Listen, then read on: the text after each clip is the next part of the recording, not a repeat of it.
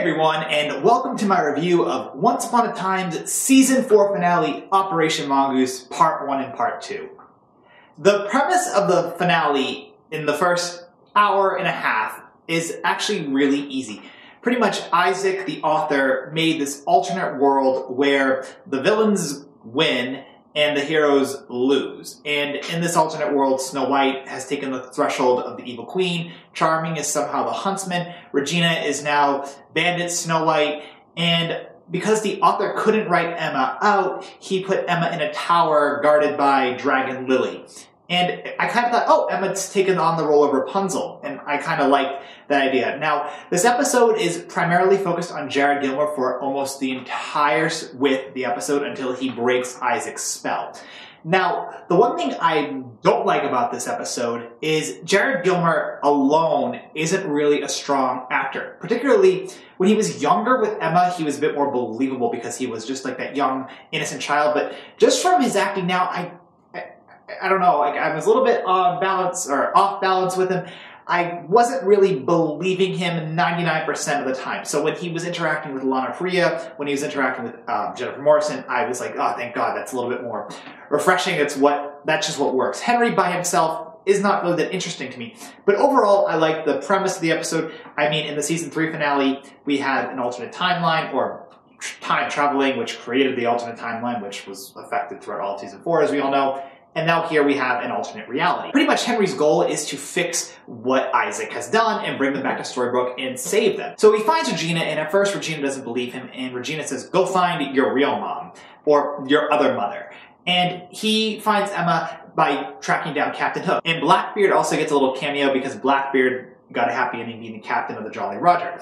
Now, in this reality, Hook is a coward, Rumpelstiltskin is the light one. I liked how Isaac literally reversed the roles of Hook and, Rumple. Henry's main focus with Emma, Regina, Hook is to get them out of the alternate reality. Now, in this alternate reality, Hook gets killed, also Doc gets killed, but it's temporary. So those must have been those temporary deaths the writers were talking about, which I thought, okay. Because when Hook did die, I did get a little upset because I really like his character and I like his relationship with Emma.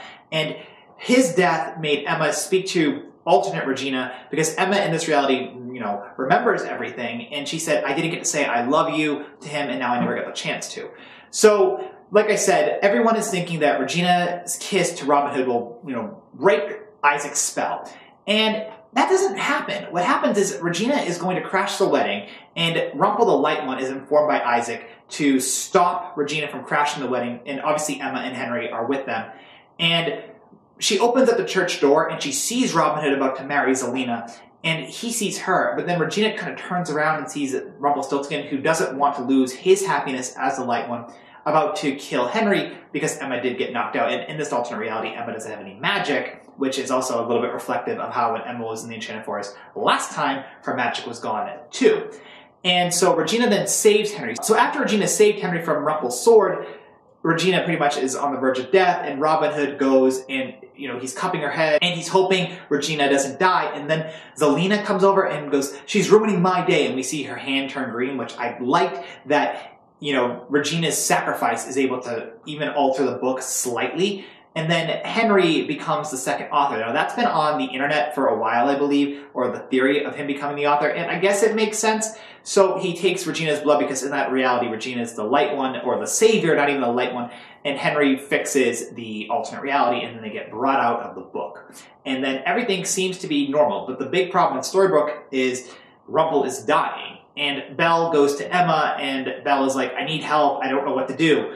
And also Zelena, by the way, besides being in a few scenes in the Enchanted Forest alternate reality, is not in this at all, so she's very minor. So the Apprentice and, the Storybrooke Avengers go and also Hook and Doc aren't dead anymore. So, like I said, the Storybrooke Avengers go to Belle, and they go to Rumple, and the Apprentice rips out Rumple's heart, and then once the heart is removed, he absorbs the darkness into the hat. Now, I thought in my previous review of Lily or Mother, I forget which one, that the darkness is an entity of its own free will. And it appears to be, because we learned that the sorcerer is the being that confined it to a body, so that way it can't roam free. Because if it roams free, it causes chaos, destruction, panic, mayhem, all that stuff that darkness generally ensues. And Rumple's kind of put into a catatonic state, and then the darkness is released and sent into Storybrooke. Now, I thought it was going to end there, and it would be like season 1, where like this town is covered in darkness again. However, that's not how it ended. The darkness attacks Regina to snuff out her life, but Emma then takes on the darkness, and the ending is she becomes the Dark One. Now, in the alternate reality, she's in this black dress and she's tied up, and it looks like there she's evil, but here in Storybrooke is where that, I guess it was foreshadowed, where she becomes the true Dark One. And we don't see how she looks, we just see the dagger drop. And then after the dagger drops, we don't see what happens to her, and the episode ends, and we won't know what happened until the fall. Spoiler alert, guys, we learn who the sorcerer is. It's Merlin. So that means in season 5, we're going to Camelot. We'll be seeing Arthur. We'll be seeing Merlin. I think that's a pretty good step. It's been, hinted at in season 2 a little bit. So I'm looking forward to seeing Merlin. The Disney movie, The Sword of the Stone, is one of my favorites for the 1960-70 Disney movies. So I'm really curious what the Once Upon a Time writers will be doing with Merlin. Now, because they didn't introduce Merlin, they introduced Emma becoming dark, but we don't see her dark. I'm really curious, what will be happening? Will Merlin be able to pull the darkness out of her? Now, overall, I was pretty pleased with this episode. The last 20 minutes, I thought, were really great. The beginning with Jared Gilmore, I can't say was the best, but it was pretty good. The Enchanted Forest, I think, is definitely the writer's go-to for finales. It's a 4 out of 5 stars for me for an episode. I would say it totally changed the game of Storybrooke, because now the savior, the once light one, is now the dark one. So I wonder what will be happening in season 5. Let me know in the comments below what you guys thought about this episode. Like I said, I thought it was really good, really enjoyable. I love Lana Priya's acting. She's so good at being Regina. And Jennifer Goodwin and Josh Dallas as portraying evil characters. They seemed like they had a lot of fun. Their acting was really good. Everyone's acting was top-notch. So let me know in the comments below what you guys thought about the episode, and thank you for watching my review, and I'll talk to you all later. It's been a pleasure to review almost every episode of Once Upon a Time. I'm so happy I got to do it, and thank you guys again for watching. Bye!